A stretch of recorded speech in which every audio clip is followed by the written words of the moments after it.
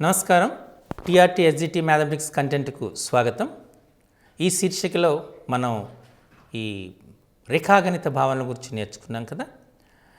ఈ రేఖాగణిత భావనలో ముందుగా సరళ రేఖలు మరియు కోణాల గురించి మనం వివరణ ఇద్దాం.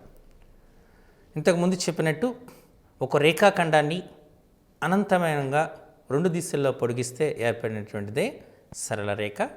సరళ రేఖకు నిర్దిష్టమైనటువంటి పొడవు ఉండదు, అంత్య బిందువులు ఉండవు అనేటువంటి చెప్పాం. ఈ సరళ రేఖల్లో మనకు వివిధ రకాలైనటువంటి రేఖలు ఉండటం అనేటువంటిది మనం గమనించాం. ఏవైనా రెండు సరళ రేఖలు తీసుకుంటే ఆ రెండు సరళ రేఖలు ఖండించుకోవాలి,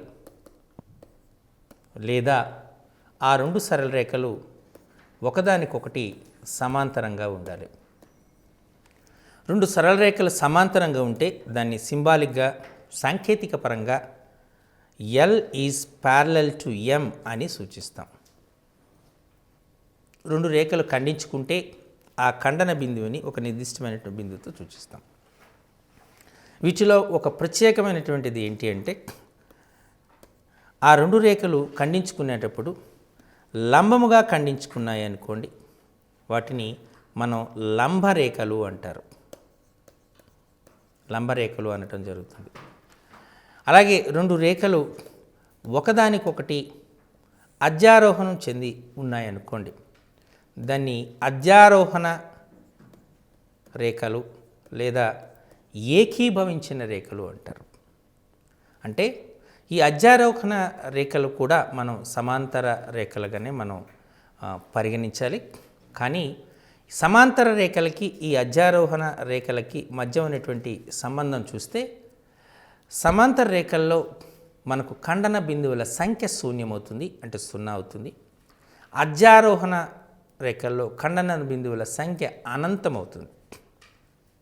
మరి ఖండన రేఖలకి లంబ రేఖలకి మధ్య సంబంధం చూస్తే, ఖండన రేఖలు ఏవైనా రెండు రేఖలు ఖండించుకుంటే మనకు ఖండన రేఖలు అంటామని చెప్పాం. ఆ రెండు రేఖలు లంబంగా ఖండించుకుంటే, అంటే ఆ రెండు రేఖల మధ్య కోణము 90 డిగ్రీలు అయితే వాటిని మనం లంబరేఖలు అనడం జరుగుతుంటుంది. మరి ఈ రెండు రేఖలు ఖండించుకున్నాయి అనుకోండి, ఈ రెండు రేఖల కంటే ఎక్కువ రేఖలు ఖండించుకుంటే ఎల్, ఎం, ఎన్, పి అనేటువంటివి ఓ అనే బిందువు వద్ద ఖండించుకుంటే వాటిని మిలిత రేఖలు అంటారు. ఆ ఖండన బిందువుని మిలిత బిందువులు అంటారు. మిలిత బిందువు అంటారు. అంటే వీటిని రేఖలని మిలిత రేఖలని, ఆ బిందువుని మిలిత బిందువు అని అంటారు. ఈ బిందువుని మిలిత బిందువు. ఖండన రేఖలకు మరో పేరు ఛేదన రేఖలు అని కూడా అనడం చేస్తూ ఉంటాం. ఓకే, రెండు సమాంతర రేఖల్ని ఒక రేఖ ఖండించింది అనుకోండి, దాన్ని మనం తిర్యగ్రేఖ అంటారు. దీన్ని తిర్యగ్రేఖ అనటం జరుగుతూ ఉంటుంది. ఇవి తిర్యగ్రేఖ, ఛేదన రేఖ, సమాంతర రేఖలు, లంబరేఖలు అనేటువంటివి. ఈ రకంగా మనం వివిధ రకాలైనటువంటి రేఖలను గురించి మనం చెప్పచ్చు. మరి ఇప్పుడు కోణాల గురించి చూద్దాం. కోణము అనగానే రెండు కిరణాల సముదాయాన్ని కోణము అంటారు. కలయిక, రెండు కిరణాల యొక్క కలయికని మనం కోణము అంటాం. ఉదాహరణకి ఓఏ, ఓబి అనేటువంటి రెండు కిరణాలు ఓ అనే బిందువు వద్ద కలిసాయి అనుకుందాం. ఆ రెండిటి మధ్య కోణాన్ని, మధ్య గల దాన్ని కోణము అంటారు. దీన్ని యాంగిల్ ఏఓబిగా రాస్తాం. ఈ ఓఏ ఓబీలని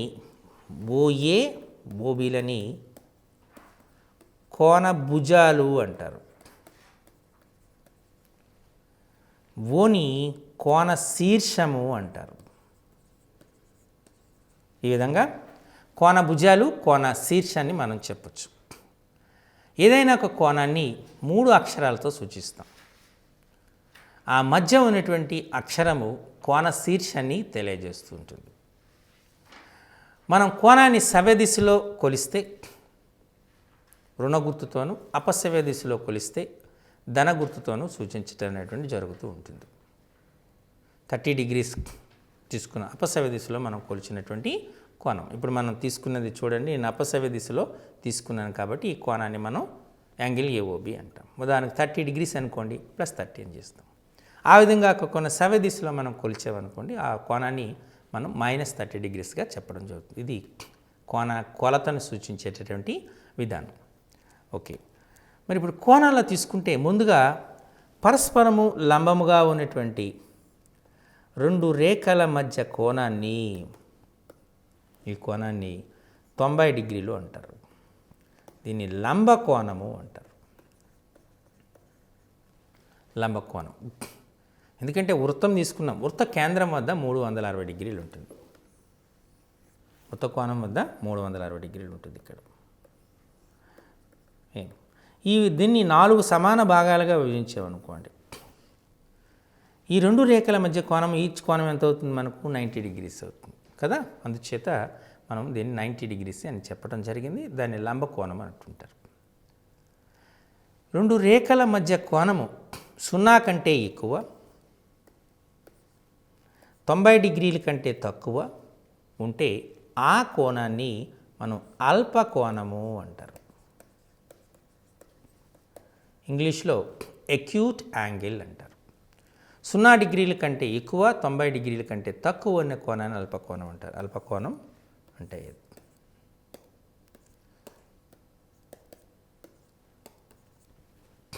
అల్పకోణం. అల్పకోణానికి ఉదాహరణ 30 degrees, 45 degrees, 60 degrees, 79 degrees, 89 degrees కూడా అల్పకోణం అవుతుంది. 1 degree కూడా అల్పకోణమే అవుతుంది. 0 కంటే ఎక్కువ, 90 degrees కంటే తక్కువ ఉన్న కోణాన్ని మనం అల్పకోణము, అక్యూట్ యాంగిల్ అంటారు. మరి ఇంకొక సందర్భం ఏంటి? 90 degrees కంటే ఎక్కువ ఉండాలి, 180 degrees కంటే తక్కువ ఉండాలి. అంటే ఒక కోణం ఇలా ఉంది అనుకోండి,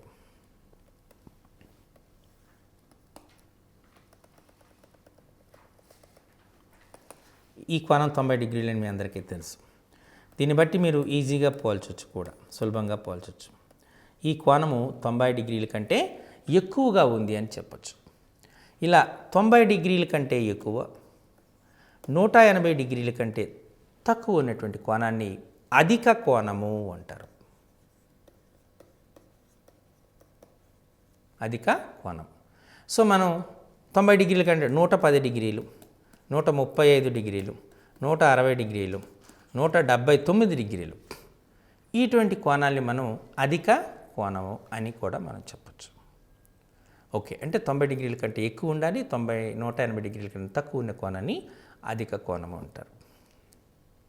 ఆ 2 కిరణాలు పరస్పరము విరుద్ధ దిశల్లో ఉన్నాయనుకోండి, అప్పుడు ఏర్పడే కోణాన్ని, అంటే ఇది ఒక సరళ రేఖగా మనకు కనబడుతుంది, 180 degrees కోణం ఉంటుంది. దీనిని సరళ కోణము, స్ట్రైట్ యాంగిల్ అంటారు.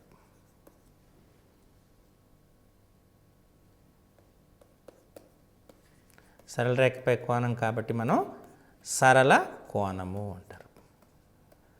180 degrees కోణాన్ని సరళ కోణము అంటారు. ఇప్పుడు మీరు అలాగే ఇప్పుడు మన కోణం చూద్దాం. 180 degrees కంటే ఎక్కువ, 180 degrees కంటే ఎక్కువ ఉండాలి, 270 degrees కంటే తక్కువ, అలానే చెప్పచ్చు. 180 degrees కంటే ఎక్కువ, 360 degrees కంటే తక్కువ కోణం ఉందనుకోండి, ఇలా దాన్ని అధికతర కోణము అంటారు. అధికతర కోణం, ఇంగ్లీష్లో రిఫ్లెక్స్ యాంగిల్ అంటారు. అధికతర కోణము అంటారు. అంటే మనం ఇక్కడ ప్రామాణికంగా మనం ఈ 90, 180, 360 తీసుకుంటున్నాం. 360 degrees కోణం ఉందనుకోండి, 360 degrees కోణాన్ని మనం సంపూర్ణ కోణము అంటారు. సంపూర్ణ కోణం. ఇప్పుడు మనం ఒక్కొక్క కోణాన్ని గురించి మరోసారి పరిశీలిద్దాం. 90 డిగ్రీలు ఉంటే దాన్ని మనం లంబ కోణము అంటారు. 90 డిగ్రీల కంటే తక్కువ, 0 డిగ్రీల కంటే ఎక్కువ ఉందని అనుకోండి, లేదా 0 డిగ్రీల కంటే ఎక్కువ, 90 డిగ్రీల కంటే తక్కువ ఉందనుకోండి, ఆ కోణాన్ని అల్పకోణము అంటారు.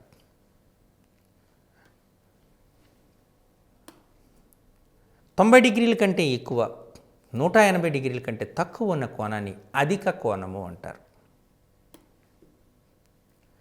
180 డిగ్రీలు ఉన్నదాన్ని సరళ కోణము అంటారు.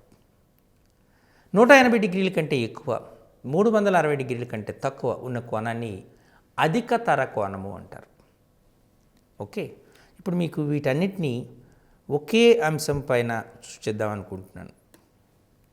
360 డిగ్రీల కోణాన్ని సంపూర్ణ కోణము అంటారు. ఇలా మనం లంబ కోణము, అల్పకోణము, అధిక కోణము, అధికతర కోణము, సరళ కోణము, సంపూర్ణ కోణము అనేటువంటి కోణాలని చెప్పడం జరుగుతుంది. వీటన్నిటినీ ఒకే రేఖపై సూచిస్తాను, మీరు కాస్త జాగ్రత్తగా అబ్జర్వ్ చేయండి. ఓఏ తీసుకున్నాం.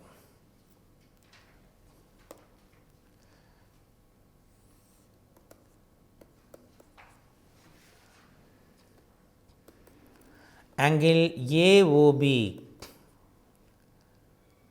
90 డిగ్రీల కంటే తక్కువ కాబట్టి అల్పకోణం.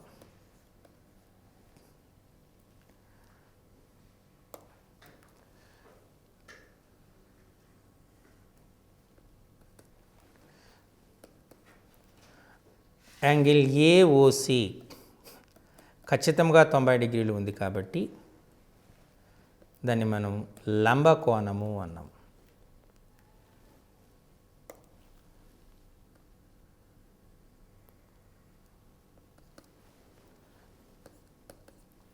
యాంగిల్ ఏఓడి ఇది 90 డిగ్రీల కంటే ఎక్కువ ఉంది కాబట్టి దీన్ని మనం అధిక కోణము, అబ్ట్యూజ్ యాంగిల్ అన్నాం.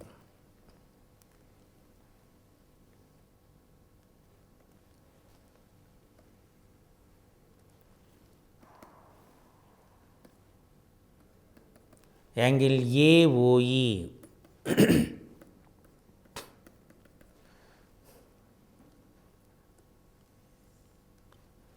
ఇది 180 డిగ్రీలు ఉంటుంది కాబట్టి దాన్ని సరళ కోణము అన్నాం.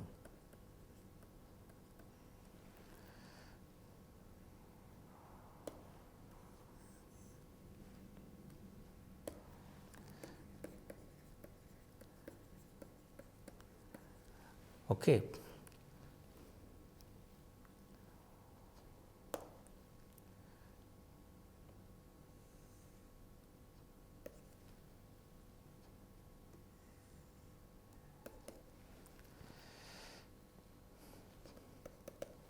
యాంగిల్ ఏఓఎఫ్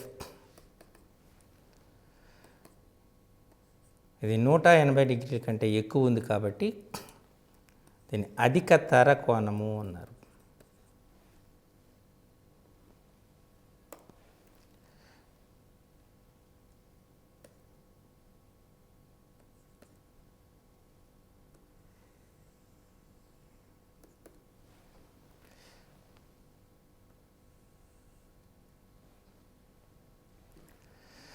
యాంగిల్ ఏఓజీ 360 డిగ్రీలు ఉంది కాబట్టి దీన్ని మనం సంపూర్ణ కోణము అన్నారు. ఈ రకంగా మనం అన్ని కోణాలని ఒకే దానిపై సూచించడం జరుగుతుంది. వీటిని జాగ్రత్తగా మీరు పరిశీలన చేస్తే కోణాలని గుర్తుపెట్టుకోవటం చాలా సులభంగా చేయొచ్చు. ఓకే, మరి ఈ కోణాలను తీసుకునేటప్పుడు కోణాల కలయిక వలన కూడా కొన్ని ఏర్పడతాయి. ఇప్పుడు కొన్ని కోణాలను పరిశీలిద్దాం. ఇప్పుడు 30 డిగ్రీస్, 60 డిగ్రీస్, ఈ రెండిటి మొత్తం 90 degrees.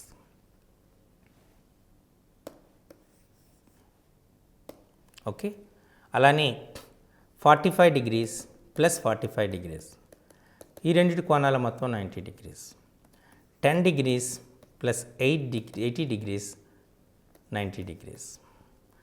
Theta degrees plus 90 minus theta degrees is equal to 90 degrees. ఈ కోణాలని చూస్తే మీరు జాగ్రత్తగా పరిశీలిస్తే వీటి యొక్క మొత్తము 90 degrees అవుతుంది. ఇలా ఏవైనా రెండు కోణాల మొత్తము 90 degrees అయ్యిందనుకోండి, వాటిని పూరక కోణాలు అంటారు.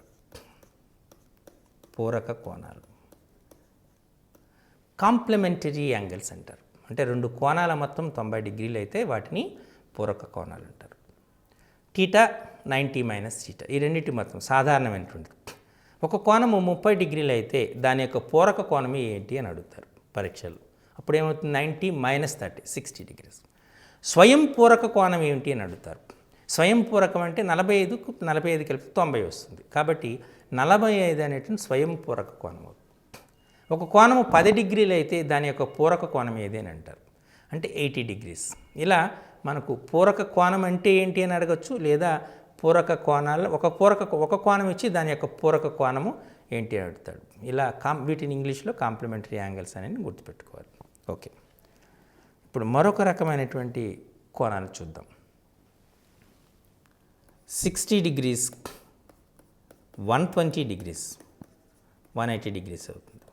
30 degrees ప్లస్ 150 degrees, 180 degrees అవుతుంది. 70 degrees ప్లస్ 110 degrees, 180 degrees అవుతుంది. 90 degrees ప్లస్ 90 degrees, 180 degrees అవుతుంది. Even 91 degree plus 89 degrees, 180 degrees. ఇలా రెండు కోణాల మొత్తము 180 degrees అయిందనుకోండి, వాటిని మనం సంపూరక కోణాలు అంటారు. ఈ సంపూరక కోణాన్ని మనం జాగ్రత్తగా పరిశీలిస్తే ఒక కోణము అల్పకోణం అయితే మరొక కోణం అధిక కోణం అవుతుంది. చాలా ఇంపార్టెంట్ కాన్సెప్ట్. రెండు కోణాలు సంపూరక కోణాలు అయితే ఖచ్చితంగా ఒక కోణము అల్పకోణం అయితే, అంటే 90 degrees కంటే తక్కువ ఉంటే మరొక కోణము అధిక కోణం అవుతుంది, 90 degrees కంటే ఎక్కువ ఉంటుంది. దీనికి ఒక ఎక్సెప్షన్ కేసు ఉంది. ఏంటి? ఇక్కడ ఒక కోణం లంబకోణం అయితే మరొక కోణం కూడా లంబకోణం అవుతుంది. అంటే ఒకటి 90 అయితే మరొకటి 90 అవుతుంది. అందుచేత 90 degrees మనం ఏమంటే స్వయం సంపూరక కోణాలు, అంటే ఒకదానికొకటి సంపూరకం అవుతుంది. వీటి మీద కూడా ప్రశ్నలు ఇచ్చే ఆస్కారం ఉంటుంది. 60 degrees యొక్క సంపూరక. చివరిగా మనం ఏం చెప్పచ్చు? Theta plus 180 minus theta equal to 180. అంటే టీటా 180 మైనస్ టీటా అనేటువంటి సంపూరక కోణాలు అవుతాయని చెప్పచ్చు. ఈ రకంగా మనకు ఒక కోణం ఇచ్చి దాని యొక్క సంపూరక కోణం ఏది అని అడుగుతాడు. 30 degrees యొక్క సంపూరక కోణం ఏది అంటే 150 degrees. 110 degrees యొక్క సంపూరక కోణం ఏదంటే 70 degrees. 89 degrees యొక్క సంపూరక కోణం ఏదంటే 91 degrees. టీటా యొక్క సంపూరక కోణం ఏంటంటే 180 మైనస్ టీటా. స్వయం సంపూరక కోణం అంటే ఏంటి అంటే కోణం ఏది అంటే 90 degrees. అసలు సంపూరక కోణాలు అంటే ఏంటి? రెండు కోణాల మొత్తము 180 degrees అయితే వాటిని సంపూరక కోణాలు అనేటువంటిది చెప్పడం జరుగుతుంది. సో వీటిపైన కూడా ఒక ప్రశ్న వచ్చేటువంటి ఆస్కారం ఉంటుంది. కాబట్టి వీటిని కూడా చాలా జాగ్రత్తగా గుర్తుపెట్టుకోవాలి. ఓకే, ఇప్పుడు మనం ఈ సంపూరక కోణాల్లో ఒక ప్రత్యేకమైన లక్షణం ఉంది.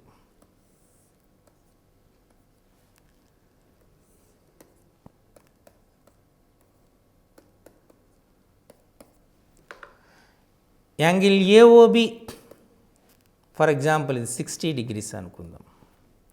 యాంగిల్ బిఓసి ఇది 120 degrees అనుకుందాం. So 60 plus 120 is equal to 180. ముందుగా మనం ఏంటంటే సంపూరక కోణాలు అంటాం. కరెక్ట్. ఈ రెండు సంపూరక కోణాలకి ఒకే ఉమ్మడి శీర్షం, ఒకే ఉమ్మడి భుజము ఉంది. ఒకే ఉమ్మడి శీర్షము, ఒకే ఉమ్మడి భుజము ఉంది. కాబట్టి ఇలా ఉంటే దాన్ని రేఖీయ ద్వయము అంటారు. Linear pair.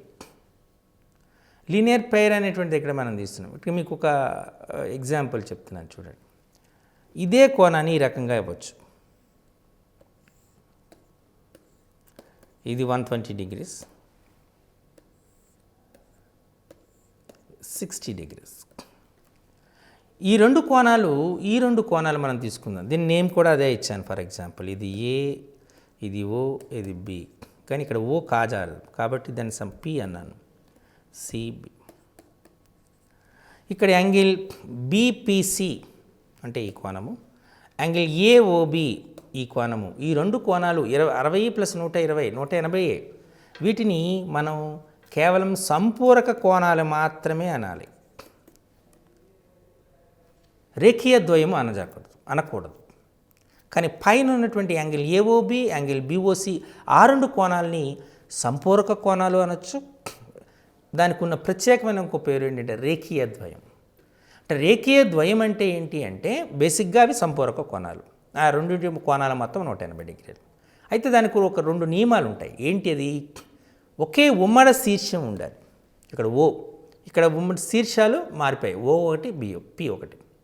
ఒకే ఉమ్మడి శీర్షము, ఒకే ఉమ్మడి భుజం ఉండాలి. అక్కడ ఓబి అనేటువంటిది రెండు కోణాలకి ఉమ్మడి భుజం.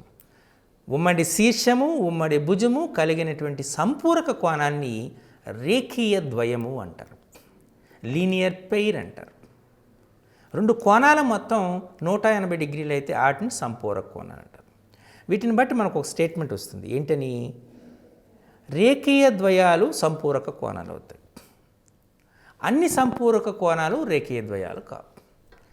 మరి సంపూరక కోణాలు రేఖీయ ద్వయం కావాలంటే దానికి ఉన్న కండిషన్స్ ఏంటి? ఉమ్మడి శీర్షం ఉండాలి, ఉమ్మడి భుజం ఉండాలి. అలా ఉంటే వాటిని మనం రేఖీయ ద్వయము అంటారు. ఓకే, ఇప్పుడు మరో రకమైన కోణాలు చూద్దాం. ఇప్పుడు రెండు కోణాలు తీసుకున్నాం, రెండు రేఖలు తీసుకున్నాం. ఈ రెండు రేఖలు ఖండించుకున్నాయి. ఎల్ అనేటువంటి రేఖ, ఎం అనేటువంటి రేఖ. ఈ రెండు రేఖలు ఖండించుకున్నాయి. ఎక్కడ? ఓ అనేటువంటి బిందువు వద్ద ఖండించుకున్నాయి. ఖండించుకున్నప్పుడు ఇక్కడ ఒక కోణం ఏర్పడుతుంది, దీన్ని θ1 అందాం. ఇదొక కోణం ఏర్పడుతుంది, θ2 అందాం. ఇక్కడ ఒక కోణం ఏర్పడుతుంది, θ3 అందాం. ఇక్కడ ఒక కోణం ఏర్పడుతుంది, θ4 అందాం. ఈ θ3 అనేటువంటిది θ4కి సమానంగా ఉంటుంది. ఈ θ1 అనేటువంటిది θ2కు సమానంగా ఉంటుంది. ఈ కోణాల్ని మనం శీర్షాభిముఖ కోణాలు అంటారు.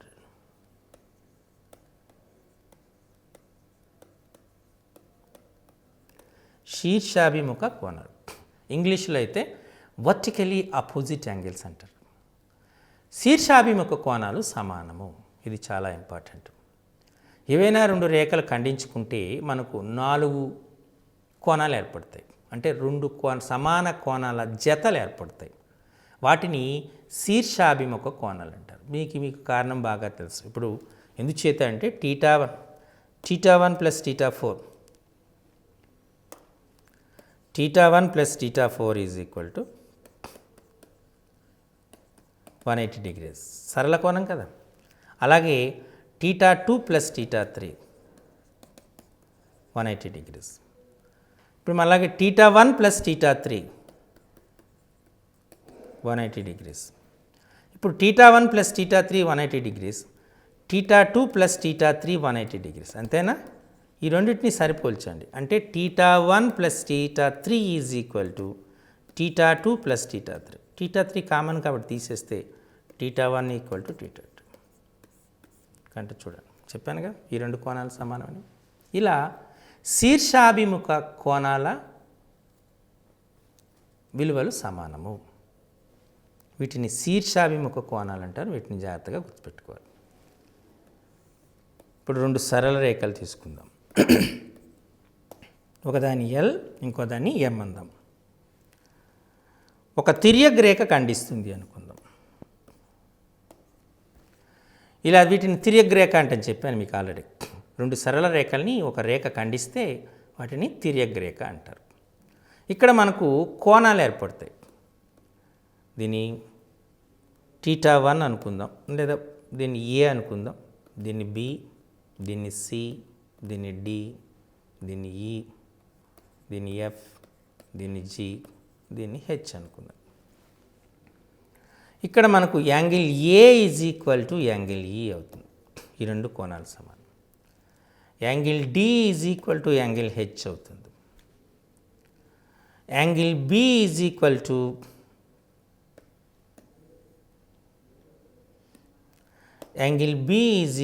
యాంగిల్ ఎఫ్ అవుతుంది. యాంగిల్ సి యాంగిల్ జి అవుతుంది. వీటిని మనం ఏమంటామంటే సదృశ కోణాలు. సదృశ కోణాలు అంటారు. సదృశ కోణం అంటే వాటిని ఇంగ్లీష్లో అయితే కరస్పాండింగ్ యాంగిల్స్ అంటారు. ఈ కరస్పాండింగ్ యాంగిల్ అంటే తిర్యగ్రేఖ ఒకే వైపున ఉన్నటువంటి కోణాలు ఇవి. తిర్యగ్రేఖకు ఒకే వైపు ఉంటాయి కదా. ఇప్పుడు ఏఈ అనేటువంటి తిర్యగ్రేఖకు ఒకే వైపు ఉన్నాయి. బిఎఫ్ ఒకే వైపున ఉన్నాయి. సో వీటిని మనము సదృశ కోణాలు అంటారు. ఇప్పుడు మరొక జత వచ్చింది. ఇప్పుడు జత తీసుకున్నారనుకోండి, మనం angle D is equal to angle F, angle C is equal to angle E, అంతేనా. అలానే angle B is equal to angle H, అలాగే angle A is equal to angle G. వీటిని మనం ఏమంటామంటే ఏకాంతర కోణాలు అంటారు. ఆల్టర్నేట్ యాంగిల్స్, ఆల్టర్నేట్స్ యాంగిల్, అంతర్ ఏకాంతర కోణాలు, బాహ్య ఏకాంతర కోణాలు. అంతర ఏకాంతర కోణం ఇప్పుడు యాంగిల్ సి యాంగిల్ ఈ తీసుకున్నారు, ఈ రెండు కూడా అంతరంగా ఉన్నాయి. యాంగిల్ బి యాంగిల్ హెచ్ బాహ్యంగా ఉన్నాయి. యాంగిల్ డి యాంగిల్ ఎఫ్ అంతరంగా ఉన్నాయి. యాంగిల్ ఏ యాంగిల్ జి బాహ్యంగా ఉన్నాయి. కాబట్టి ఏకాంతర కోణాలు, అంతర ఏకాంతర కోణాలు, బాహ్య అంటే internal alternate angles, external alternate angles అని పదం వాడతాం. ఇలా మనకు రెండు పదాలు వస్తున్నాయి. ఒకటి సదృశ కోణాలు, రెండవది ఏకాంతర కోణాలు.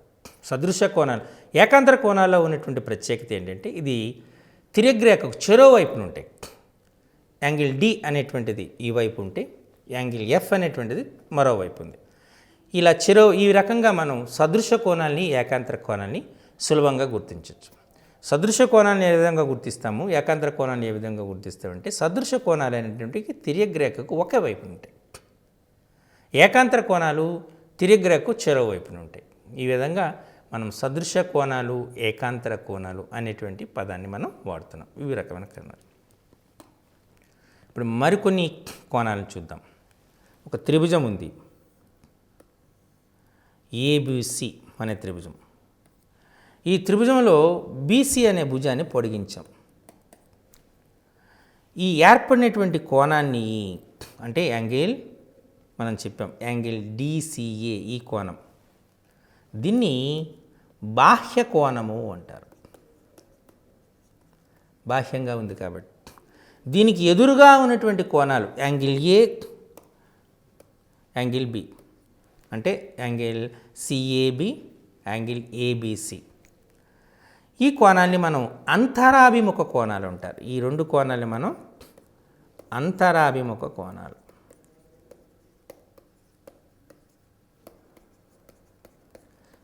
ఓకే, ఈ బాహ్య కోణం అనేటువంటిది ఆ అంతరాభిముఖ కోణాల మొత్తానికి సమానం అవుతుంది. అంటే సింపుల్గా మనం చెప్పాలంటే దీన్ని ఎక్స్ అనుకుందాం, దీన్ని వై అనుకుందాం, దీన్ని జెడ్ అనుకుంటే angle X is equal to angle Y plus angle Z.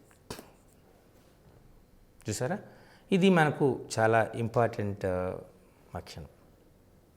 అర్థమైందా? ఓకే. సో ఇప్పుడు మనం మరికొన్ని రకాలైనటువంటి కొన్ని తీసుకుందాం. ఏబిసి త్రిభుజం తీసుకుందాం. దాన్ని యాంగిల్ ఏని శీర్ష కోణము అంటారు.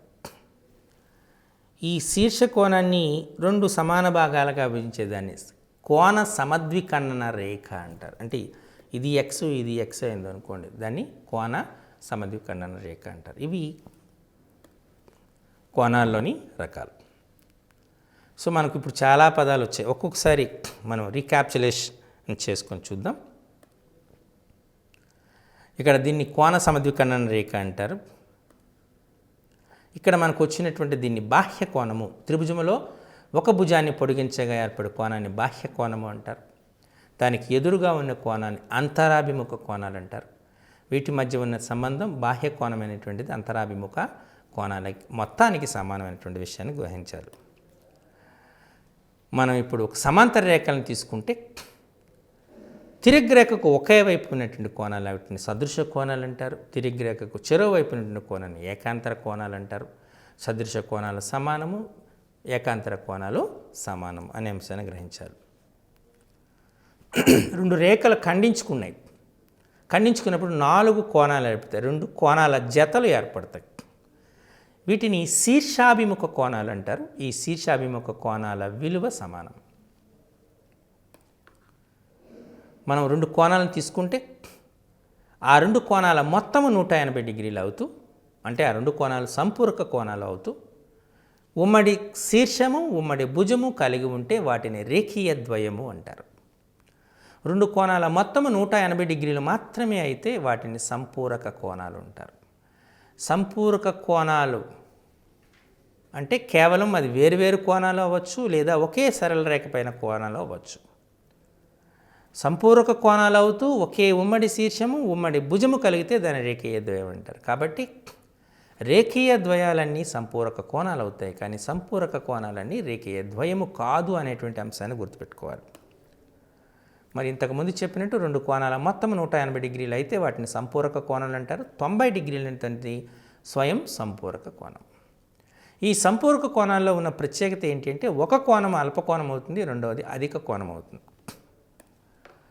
తర్వాత ఉన్నది పూరక కోణాలు. 2 కోణాల మొత్తము 90 డిగ్రీలు అయితే ఆ కోణాల జతని పూరక కోణాలు అంటారు. పూరక కోణాల్లో 2 కూడా అల్ప కోణాలే అవుతాయి అనే విషయాన్ని మీరు గమనించాలి. 45 డిగ్రీలు అనేటువంటిది మనకు స్వయం సంపూరక కోణం అవుతుంది అంటారు.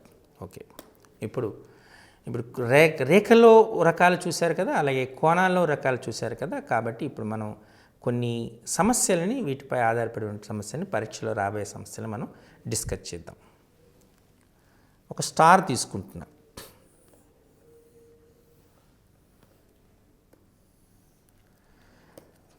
దీన్ని ఏబిసిడి స్టార్ అన్నా. A B C D, angle A plus angle B plus angle C plus angle D plus angle E విలువ ఎంత అని అడుగుతాడు. ఇది ప్రశ్న. ఇప్పుడు మనం ఈ కోణాలు చూస్తున్నాం, ఏ బి సి డి ఈ కదా. దీన్ని ఏబిసిడి అనే బదులు నేనేం చేస్తున్నానంటే మన సౌలభ్యం కోసం angle 1, angle 2, angle 3, angle 4, angle 5 అంటున్నాను. అంటే మన సౌలభ్యం కోసం అంటున్నాను. వీటి ఖండన బిందువులు కూడా పేర్లు పెడదాం. ఈ ఖండన బిందువుల పేర్లని మనం ఏముందాం, ఎఫ్, జి, హెచ్, ఐ, జే తీసుకున్నాం కదా.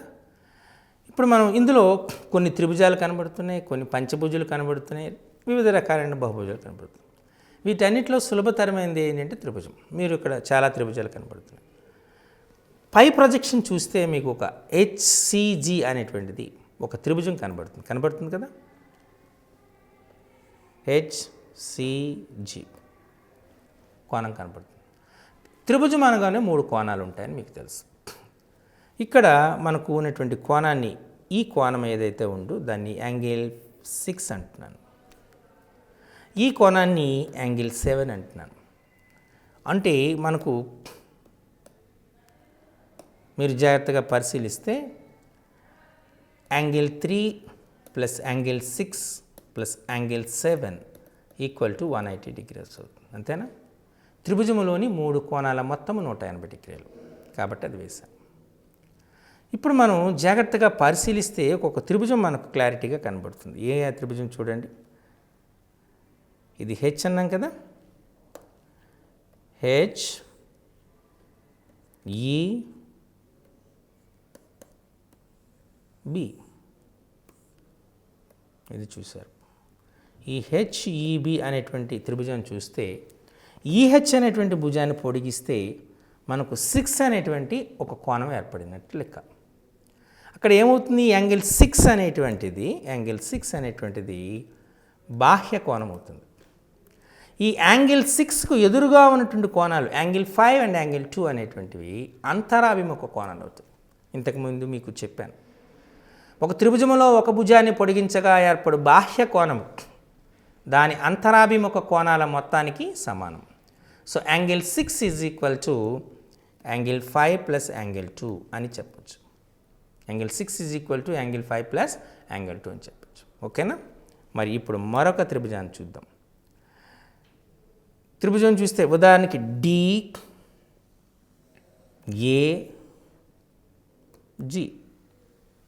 ఈ త్రిభుజాన్ని తీసుకున్నాం. ఈ AG అనేదాన్ని పొడిగించాను. మనకు అప్పుడు యాంగిల్ 7 అనేటువంటి బాహ్య కోణం ఏర్పడుతుంది. కాబట్టి యాంగిల్ 7 అనేటువంటి బాహ్య కోణానికి ఏమవుతాయి? మనకు యాంగిల్ 1, యాంగిల్ 4 అనేటువంటివి అంతరాభిముఖ కోణాలు అవుతాయి.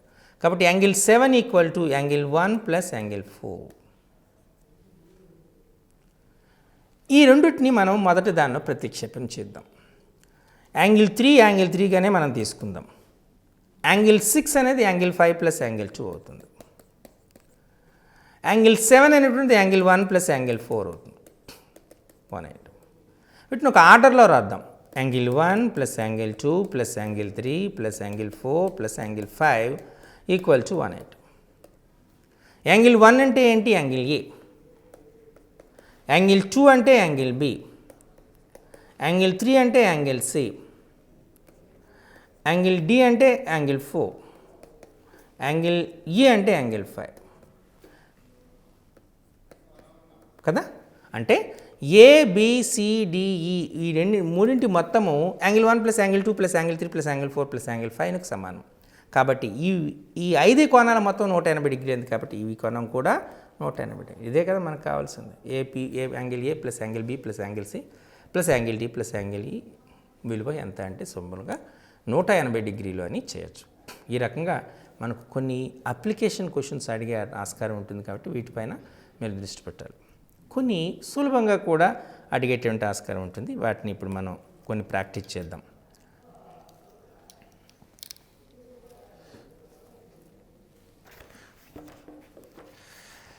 ఉదాహరణకు మనకు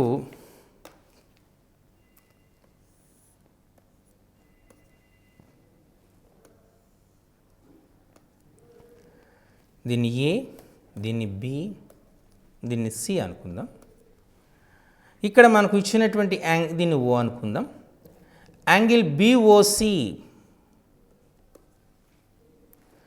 2x plus 25 degrees. Angle COA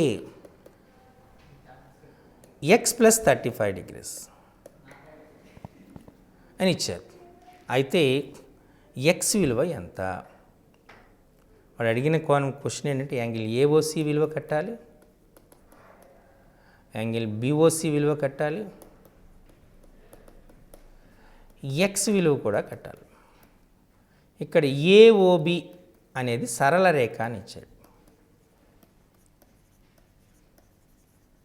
AOB అనేది సరళ రేఖ ఇచ్చాడు కదా. ఇప్పుడు ఈ ప్రశ్నని చూద్దాం జాగ్రత్తగా.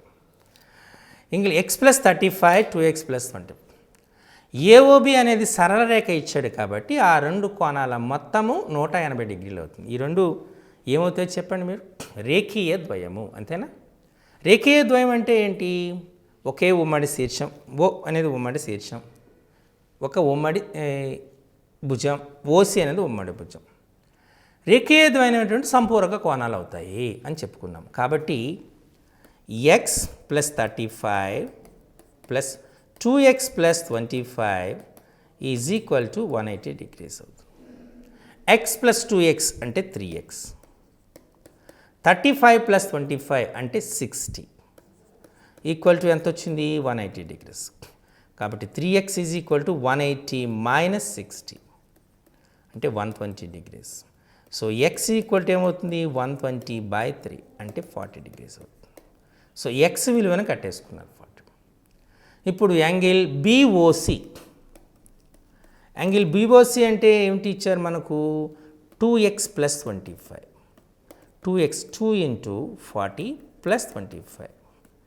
80 ప్లస్ 25 105 డిగ్రీస్. యాంగిల్ AOC అడిగాడు. యాంగిల్ AOC అంటే ఏమిటి? x plus 35. x విలువ ఎంత వచ్చింది? 40. 40 ప్లస్ 35 అంటే 75 డిగ్రీస్. చూసారా? ఈ రకంగా యాంగిల్ BOCని యాంగిల్ AOCని లెక్క కట్టేటువంటి ఆస్కారం ఉంటుంది. ఈ రకంగా మనం ఇచ్చిన ప్రశ్న ఏంటి, ఆ ప్రశ్నలో వచ్చినటువంటి అంశాలు ఏంటి అనేటువంటిది మనం జాగ్రత్తగా గమనించాలి. మరో ప్రశ్న చూద్దాం.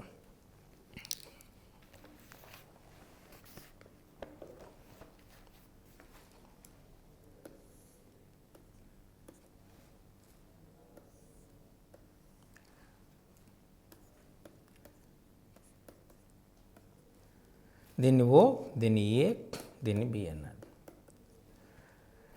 ఈ కోణం 50 డిగ్రీలు, ఈ కోణం ఎక్స్ డిగ్రీలు, ఈ కోణం 70 డిగ్రీస్. ఏఓబి సరళ రేఖ అయితే ఎక్స్ విలువ ఎంత కదా, ఇది ప్రశ్న ఇచ్చాడు. ఏఓబి సరళ రేఖ ఎక్స్ విలువ ఎంత? ఎక్స్ విలువ అనగానే నేరుగా మీరు ఆన్సర్ వేసేయవచ్చు. ఎక్స్ నేరుగా చేయొచ్చు. నేరుగా అంటే మొత్తం ఎంత డిగ్రీలు? 50, 70, ఎక్స్ 3 కోణాలు ఇచ్చాడు. వీటి మొత్తం 180 డిగ్రీలు. కాబట్టి 50 + 70 120, ఎక్స్ కలిపితే 180 అంటే ఏమవుతుంది? ఎక్స్ 60 అని నేరుగా వేసేవచ్చు. ఒకవేళ మీరు ఏమైనా దీన్ని కఠినమో అనుకుంటే సమీకరణం వేసుకోండి. 50 + x + 70 = 180. కాబట్టి x + 120 = 180. సో x = 180 - 120 అంటే x = 60 డిగ్రీస్ అని మనం చెప్పొచ్చు. చూసారా? ఈ రకంగా మనం విలువని కనుక్కునే ఛాన్సెస్ ఉంటాయి. వీటిని రేఖీయ ద్వయము అనొచ్చా మనం ఈ 3 కోణాలని? అనలేము.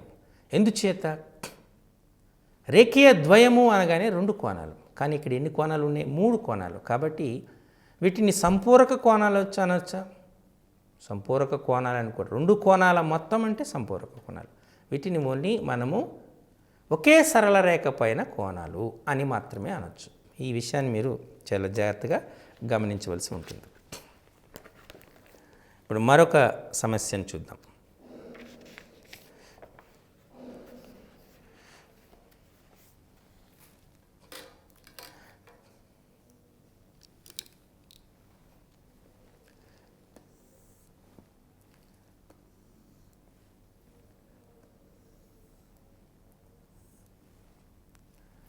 ఇది డి, ఇది బి, సి, ఈ, ఇది ఏ. ఇక్కడ కోణం 132 డిగ్రీలు. ఇది వై డిగ్రీస్. 115 డిగ్రీలు. ఇది ఎక్స్ డిగ్రీస్. అయితే ఎక్స్, వై విలువలను కనుక్కోండి అన్నారు. ఇది ఇచ్చినటువంటి లెక్క. ఇప్పుడు మనం లెక్కను జాగ్రత్తగా పరిశీలిస్తే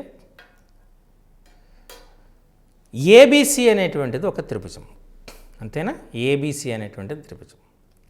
ఎప్పుడైతే ఏబిసి అనే త్రిభుజం అవుతుందో, త్రిభుజం సంబంధించిన అంశాన్ని ఉపయోగించవచ్చా లేక సరళ రేఖ రేఖీయ ద్వయాన్ని ఉపయోగించి కనుక్కోవచ్చా? ఇక్కడ రేఖీయ ద్వయాన్ని ఉపయోగించి చేసేవచ్చు. త్రిభుజం యొక్క ధర్మాలతో మనకు సంబంధం లేదు. ఎందుచేత ఈ ఎక్స్ డిగ్రీసు 115 డిగ్రీస్ అనేటువంటివి రేఖీయ ద్వయం. ఆ 2 కోణాల మొత్తం 180 డిగ్రీలు. కాబట్టి మనం ఏం వేసుకోవచ్చు? ఎక్స్ ప్లస్ 115 డిగ్రీలు = 180. కాబట్టి ఎక్స్ = 180 - 115 డిగ్రీస్ అంటే 65 డిగ్రీలు ఎక్స్ విలువ వచ్చేసింది. అలాగే వై 132 డిగ్రీలు అనేటువంటి రేఖీయ ద్వయం. y = 180 - 132 అంటే y = 48 డిగ్రీస్. ఈ రకంగా మనం రేఖీయ ద్వయం పైన వచ్చే ప్రశ్నల్ని చేయొచ్చు. సో మనం మరొక అంశాన్ని చూద్దాం.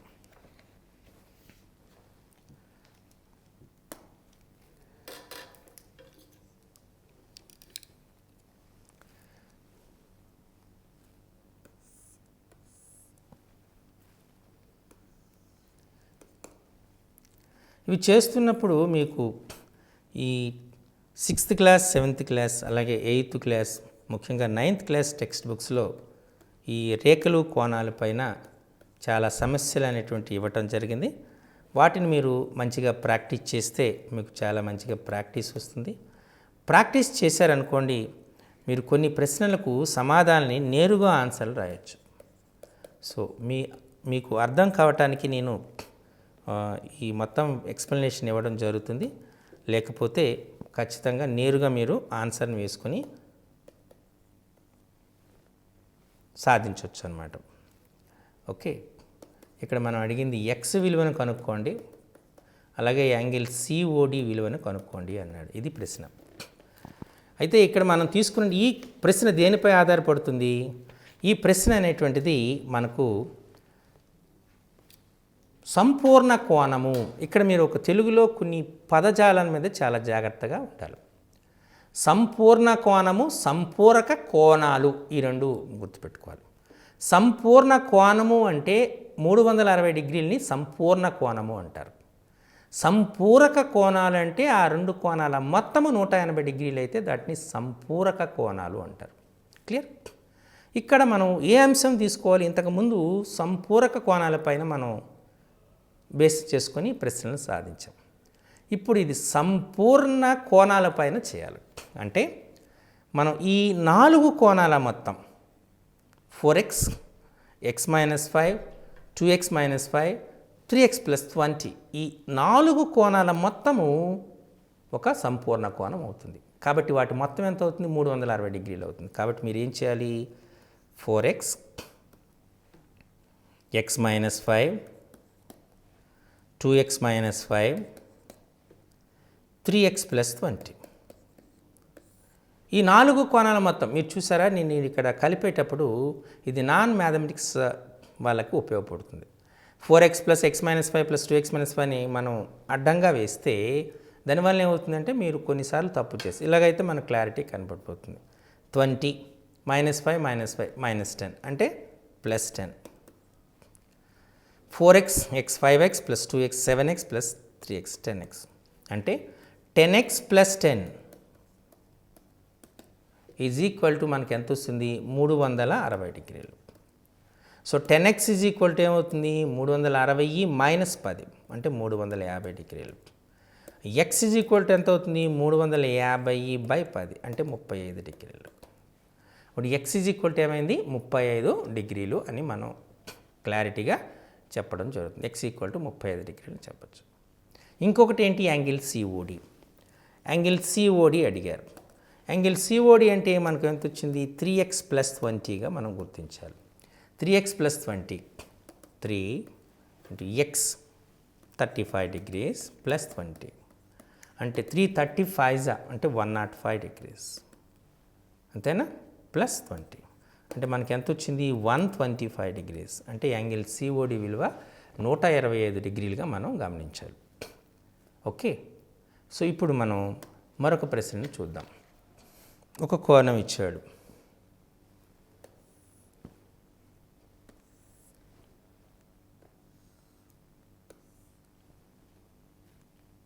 ఇది సి, డి, బి, ఏ. ఇక్కడ ఎం అనేటువంటి బిందువు ఇవ్వబడింది. ఈ కోణము 35 డిగ్రీలు, ఈ కోణము 50 డిగ్రీలు ఇవ్వబడింది.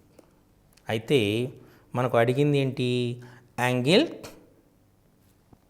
బిఎండి ఈ కోణము ఎంత? ఇది కోణం అడిగింది. మనకు ఇచ్చినటువంటిది మనం చూస్తున్నారు మీరు, ఏబిసిడి అనేటు కోణాలు ఇచ్చారు. దీన్ని ఎలా చేస్తాం? వీటిని చేయటానికి మీరు ముందుగా చేయవలసింది, కొన్ని సందర్భాల్లో ప్రశ్న ఇచ్చేటప్పుడు నేరుగా సమాధానాన్ని కనుక్కోవచ్చు, తప్పలేదు. కొన్ని సందర్భాల్లో కొంత నిర్మాణం చేయవలసి ఉంటుంది. ఈ సమస్యకు కొంత నిర్మాణం చేయాలి. ఈ రెండు రేఖలు సమాంతర రేఖలు అని ఇవ్వబడ్డాయి. AB is parallel to CD అని క్లియర్గా ఇవ్వబడింది. AB is parallel to CD. కాబట్టి ఈ రెండు రేఖలకి సమాంతరంగా మరొక రేఖను గీద్దాం. దీన్ని ఎల్ అందాం. అంటే AB is parallel to L is parallel to C. ఇక్కడ మనం ఒక కాన్సెప్ట్ని వాడవచ్చు. దాన్ని ఏమంటారంటే ట్రాన్సిటివ్ ప్రాపర్టీ అంటారు. ఏబి ఎల్కు సమాంతరం, సిడి ఎల్కు సమాంతరం అయితే ఏబి సిడికి సమాంతరం, అంతేనా? కాబట్టి ఏబి ఎల్ సిడి అని 3 సమాంతర రేఖలు. ఇలా అవగానే మనకు ఈ మొత్తము కోణము ఏదైతే మొత్తం కోణం ఉందో ఆ కోణము 2 భాగాలుగా విడిపోయింది. ఒక కోణాన్ని మనం ఏమనుకుందాము, ఎక్స్ అనుకుందాం. ఈ కోణాన్ని ఎక్స్ అనుకుందాం. రెండో కోణాన్ని మనం వై అనుకుందాం. అంటే మనకు ఏం కావాలన్నాడు, బిఎండి, యాంగిల్ బిఎండి అన్నాడు. యాంగిల్ బిఎండి ఈజ్ ఈక్వల్ కావాలి. దేనికి సమానం అనుకున్నాం మనం, ఎక్స్ ప్లస్ వై అనుకున్నాం. అంటే ఇప్పుడు ఎక్స్ విలువను కట్టాలి, వై విలువను కట్టాలి. మీ అందరికీ తెలుసు AB is parallel to L అన్నాం. అప్పుడు బిఎం అనేది ఏమవుతుంది, తిర్యగ్రేఖ అవుతుంది. ఎప్పుడైతే బిఎం తిర్యగ్రేఖ అయిందో angle X is equal to 50 degrees అని చెప్పచ్చు. X equal to 50. ఎందుచేత, ఏకాంతర కోణం, ఆల్టర్నేట్ యాంగిల్స్. ముందే చెప్పాం ఏకాంతర కోణాలు సమానము, ఏకాంతర కోణాలు సమానం, అంతేనా. అలానే CD also parallel to L. MD అనేటువంటిది తిర్యగ్రేఖ అవుతుంది. అప్పుడు వై ఈజ్ ఈక్వల్ టు 35 అవుతుంది. కారణం ఏకాంతర కోణాలు. అంటే ఎక్స్ 50 అని వచ్చింది, వై అనేటువంటిది 35 degrees వచ్చింది. సో 35, 50 వచ్చింది కాబట్టి మనకు angle BMD is equal to ఏమవుతుంది, angle BMD is equal to 50 + 35, 85. Okay, 85 degrees అని చెప్పచ్చు. ఇటువంటి లెక్కలు మీరు ప్రాక్టీస్ చేస్తే రేపు వేరే ప్రశ్న ఏదైనా ఇచ్చేది అనుకోండి. ఫర్ ఎగ్జాంపుల్ ఇలా వచ్చింది, సేమ్ ఎం షేప్లోనే వచ్చింది. ఒక కోణము 60 degrees, ఒక కోణము 20 degrees అని ఇచ్చాడు అనుకోండి. ఈ కోణము ఎంత అని అడగచ్చు. ఆ కోణం అనగానే మీరు ఈసారి ఇంత లెక్క చేయవలసిన పని లేదు. సింపుల్గా ఆ 60 + 20 80 అని వేసేసేయండి. ఈ రెండు సమాంతర రేఖలు అయితే అర్థమైందా. కొన్నిసార్లు దీన్ని రిఫ్లెక్స్ యాంగిల్ అడుగుతాడు. రిఫ్లెక్స్ యాంగిల్ అడిగేటప్పుడు మీరు చేయవలసిన పని ఏంటి అంటే మొత్తం 360 degrees తీసుకొని ఈ రెండు కోణాలు మొత్తం తీసేయాలి. 60 + 20 తీస్తే 360లో 80 తీసేస్తే 280 degrees అవుతుంది. క్లియర్. ఈ రకంగా మనం కోణాన్ని చెప్పచ్చు. అర్థమైందా. సో ఇది మనకు ఈ రకమైనటువంటి ప్రశ్నలు వస్తే మరికొన్ని కూడా ఉంటే మరో శీర్షికలో మనం వీటిని గురించి నేర్చుకుందాం. సో మనం ఈ రకంగా కోణాలని చేసేటప్పుడు ఆ సమస్య అనేటువంటిది దేనికి సంబంధించినటువంటి సమస్యగా మనం గుర్తించాలి. అది రేఖీయ ద్వయానికి సంబంధించిన సూత్రమా, ఏకాంతర కోణాలకు సంబంధించిందా, లేకపోతే సదృశ కోణాలకు సంబంధించినటువంటిదా, లేదా అనుకుంటే పూరక కోణాలకు సంబంధించిందా, సంపూరక కోణాలకు సంబంధించిందా, ఇవన్నీ కూడా మనం ముందుగా ఆ సమస్యకు సంబంధించినటువంటి కాన్సెప్ట్ని గుర్తించగలగాలి. ఈ సమస్యలో చెప్పినట్టు మనం కొన్ని సందర్భాల్లో నిర్మాణం చేయవలసి ఉంటుంది. చూసారా, మీరు ప్రాక్టీస్ చేస్తున్న కొలది ఆన్సర్ని పటము చూసే మీరు నేరుగా సమాధానం రాసేటటువంటి ఆస్కారం ఉంటుంది. కాబట్టి వీటికి ప్రాక్టీస్ అనేటువంటిది చాలా ఇంపార్టెంట్. మీకు మరో శీర్షికలో దీనిపైన పూర్తి క్లారిటీ కోసం ఎక్కువ ప్రాబ్లమ్స్ అనేటువంటి నేను మీకు చెప్పడం జరుగుతుంది. వీటన్నిటినీ మీరు ప్రాక్టీస్ చేయగలిగితే, మంచిగా ప్రాక్టీస్ చేయగలిగితే ఖచ్చితంగా ఈ కోణాలు సరళ రేఖలు అనేటువంటి శీర్షికలో వచ్చినటువంటి అన్ని ప్రశ్నలు కూడా మీరు సులభంగా చేసేటటువంటి ఆస్కారం ఉంటుంది. కాబట్టి మీ కోణాలు మరోసారి పునఃక్షమీ చేసుకోండి. కోణాల్లో రకాలు, అలాగే సరళ రేఖలో రకాలు, వాటి మధ్య ఉన్నటువంటి సంబంధాన్ని మీరు పరిశీలిస్తే ఖచ్చితంగా మీరు మంచి మార్కులతో విజయం సాధిస్తారని అనుకుంటున్నాను. కాబట్టి ఆ దిశగా మీరు ప్రయత్నం చేయండి. నమస్కారం.